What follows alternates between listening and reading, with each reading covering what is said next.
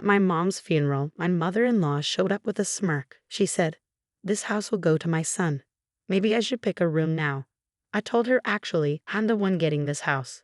She argued, "But doesn't a wife's stuff belong to her husband? So technically, this house is my son's, right?" I sighed. She chirped, "Let's be friends now." I wasn't sure. "What do you mean?" She said, "I'll take over this room." I asked, "Are we living together then?" She said confidently, "Yes, that's the plan. This house is too good to be empty." I was still mourning, but my mother-in-law acted like nothing was wrong. "Why bring this up now? Can't you see I'm sad? This house is full of memories. It was built by my dad and cherished by my mom. I don't want my mother-in-law here, and my husband is letting it happen." To protect my beloved home, I took action before we moved in. I'm 42, work in an office, and thought I'd missed my chance at marriage. Then I met Michael, 4 years younger, through a friend, and we tied the knot. He's caring and values my input. "Where shall we honeymoon? You mentioned Europe, right?" I asked, "But you said you liked the Maldives." "Let's go there," he suggested. "My mom needs to stay with us. Dad's not well, and she's struggling alone," he explained. "I get it, but didn't we agree not to live with parents?" "You're right, I'll talk to her." My husband always indulges my wishes, which sometimes makes me feel guilty. Finding a good partner is a blessing, but there's a lingering sadness. My dad passed away 3 years before I got married, so I couldn't share my wedding with him. He was a strict boss at a small business, and I looked up to him. Despite the company's size, he earned well, and we had a decent home where we held his funeral. Working in an office made me appreciate my dad even more. Then, 2 years after our wedding, my mom also passed away. "Your mom too?" my husband asked, concerned. "Do you need a moment in the other room?" Funerals usually aren't held at home, but we did it for my mom. Throughout my mother's funeral, my husband was there for me, a constant support. I felt incredibly lucky to have him. Then my mother-in-law, Nancy, arrived. "I'm so sorry for your loss," she said. "Thank you," I replied. I hadn't spent much time with Nancy before, keeping a respectful distance, but during the funeral, I saw a different side of her. Afterward, Nancy approached me, which wasn't unusual, but her demeanor was strangely cheerful. "Thanks for your help during the funeral. It went smoothly because of you," she said. "Now that it's over, let's drop the formalities." I was surprised. At first, I thought she was being considerate, given my grief, but it soon became clear that wasn't her intention. "Your parents had such a lovely home," I said. "Hold on a sec." She boldly ventured further into the house. "Mom, this isn't a good time. Some areas are a bit messy," I protested. Unfazed, she announced, "Don't worry about the details. What matters is, this house will go to my son. Maybe I should pick a room." I hesitated. "Mom, actually, I'm the one inheriting this house." She smirked.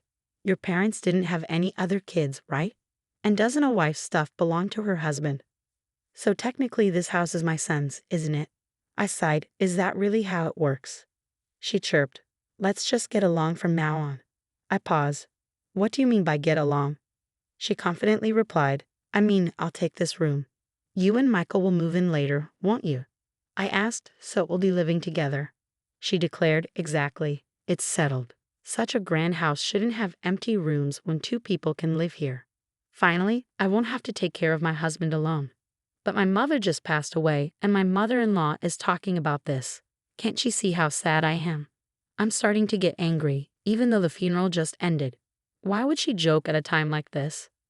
My husband overheard our conversation and intervened. "Mom, what are you saying? This isn't the time for this." My mother-in-law brushed it off. "Why are you making such a fuss?" But my husband was firm. "Please leave." He escorted her out. "Sorry, she can be difficult." He'd apologized. "It's okay. Thank you for handling it," I said. In that moment, I appreciated my reliable husband. Yet later, I realized his reason for scolding my mother-in-law was subtly different from mine. 10 days after my mother's funeral, as things calmed down, we talked about my family home. Then my husband made an unexpected suggestion. "This apartment is cramped. Shouldn't we move to my parents' house?" I proposed. "You're right. With more stuff and maybe kids in the future, it's better than this tiny place," he agreed.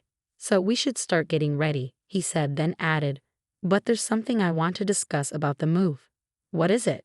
I asked. He hesitated. then said, "Considering the big house and empty rooms, I thought maybe my parents could move in with us." "Wait, you mean live together?" I was surprised. My husband is kind, but lately I've noticed something. While I thought he always valued my opinion, maybe he's just going along with things. Could he be too easily swayed? His suggestion about living with my mother-in-law, despite my objections, makes me wonder. He keeps bringing it up, putting my mother-in-law's wishes above mine. I've said it before. We're not living together, I remind him. But Mom won't let it go, he says. I argue. You stood up to her during the funeral. You defended me and said no to living together.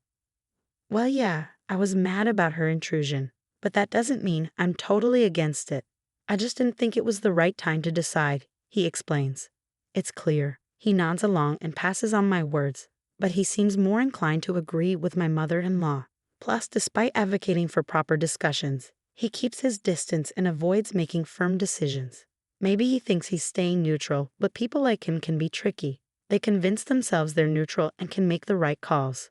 It's frustrating. Anyway, I refused to live with someone who barged into my parents' house on the day of the funeral and suggested taking over a room. I've said it before, and I won't budge. Tell your mom that, I tell him. Why? It really bothers you, he responds. Fine, I'll tell her myself. Well, I had mentally prepared for the possibility of living with my in-laws when we got married. Witnessing my mother-in-law's behavior at my mother's funeral made it clear. Living together in my cherished family home, built by my father and lived in by my mother, is out of the question. And now, with my husband's lack of assertiveness apparent, the idea of cohabitation is unthinkable. When my husband relayed my opposition, my mother-in-law directly challenged me, asking why I was against it when we have such a spacious house. She insisted that as Michael's wife, his parents are now mine too. I've already declined living together. I'm sorry, but with my husband's mobility issues, it's too much for me alone, I explain. So you're abandoning us? Did you even listen to your husband's reasons? My mother-in-law counters. I'm sorry, but after this heartless response, I won't ask anything of you anymore, she retorts. I feel for my father-in-law's health, but based on my mother-in-law's past behavior, I can see a future where all responsibility for him would fall on me if we lived together. If that's the path we choose, significant changes in my husband and mother-in-law's mindset are essential. A few days after my mother-in-law's accusation, my husband began rearranging the living room, shifting furniture, and creating space. What's going on? Are we storing boxes here? I inquire. He responds, no, I'm making room for 2 beds. The mention of 2 beds sends a shiver down my spine. Are your parents coming to stay? I cautiously ask. No, they're moving in, starting today. This is truly the worst, he admits.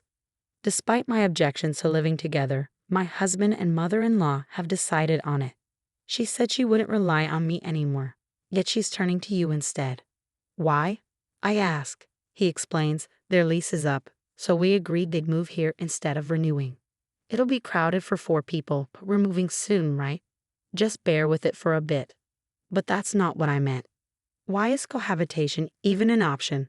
I've said before I don't want to live with someone who barged into my parents' house on the day of the funeral and suggested taking over a room.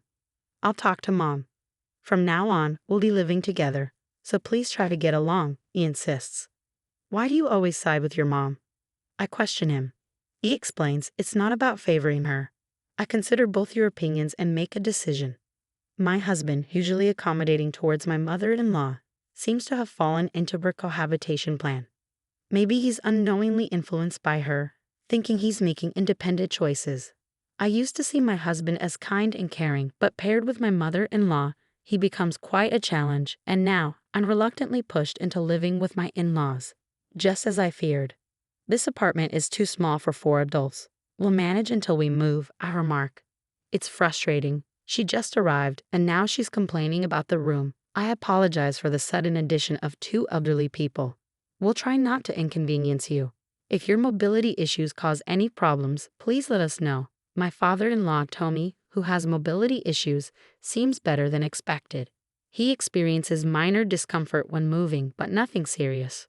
Was my mother-in-law genuinely struggling to care for him? He's polite and even offers to do things on his own. Unlike my mother-in-law, he doesn't seem troublesome, or so I thought. Is there a pharmacy nearby? I forgot my medicated patch and need to buy one, my father-in-law asks. Wait, dear. With your mobility issues, it's best to stay here. If you fall outside, it'll inconvenience Michael and others, right? Ask them to buy the patch for you, I suggest.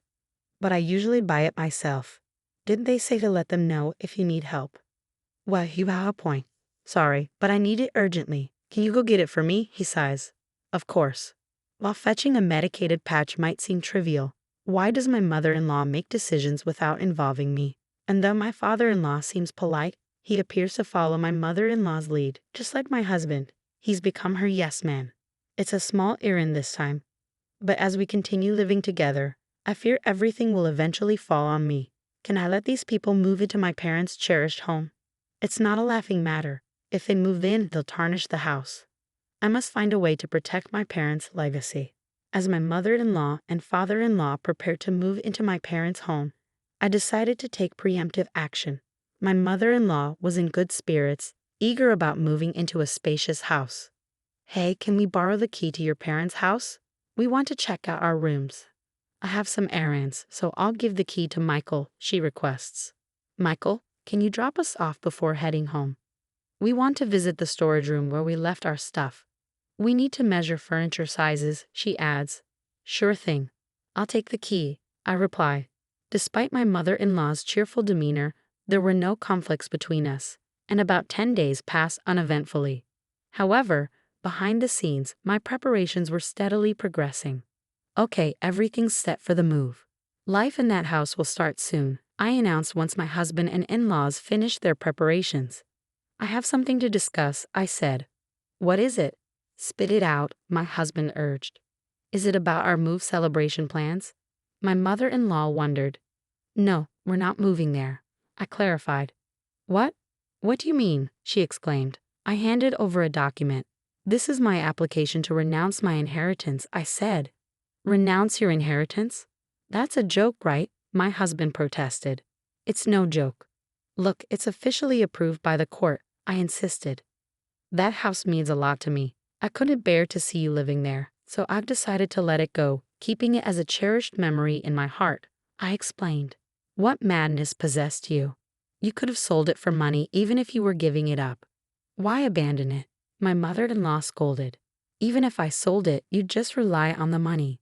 I thought it'd be clearer if I had nothing, I reasoned. We moved out of our old place for this move, you know. What's going on? How will you make it up to us? She retorted. I've always opposed living together, yet you forced it on me without proper discussion. So I had to take a stand. I stood firm. Upon hearing that I renounced my inheritance, both my husband and mother-in-law were stunned, their faces drained. They were speechless, their energy depleted. My father-in-law looked puzzled as he watched them. But I'm not backing down, Michael. I pressed on. I've been considering divorce. What do you think? Divorce? My husband stumbled over the word. Michael, you should divorce this absurd wife immediately, my mother-in-law chimed in. I had expected her immediate call for divorce. What I wanted to know was whether my husband could make his own decision at this crucial moment. If he yielded to my mother-in-law now, our future together would be even more challenging. Even being suddenly asked about divorce is troubling, Mom, my husband muttered. His response was pending, but my determination to go through with the divorce had solidified. Fine, divorce is the only option, my mother-in-law snapped. Michael, it's unavoidable.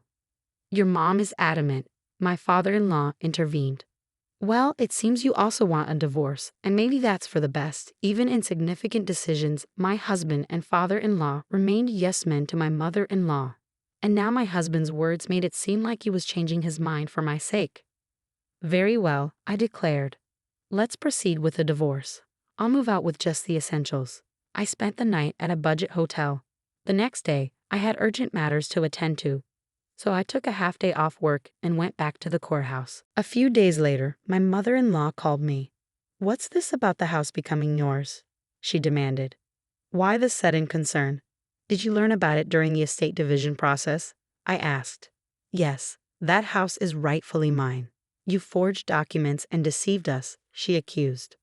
Why would I forge court documents? Those are genuine, I replied. Then why is the house going to you when you were supposed to renounce the inheritance? She pressed. After that, I withdrew the renunciation application. Renouncing an inheritance is complex. Once filed, it takes about a month to be accepted, during which it can be withdrawn. The documents I showed were from the application stage, not acceptance. I made you believe I had given up the house and mentioned divorce to see your reactions and plan my next steps. I hoped Michael would oppose divorce.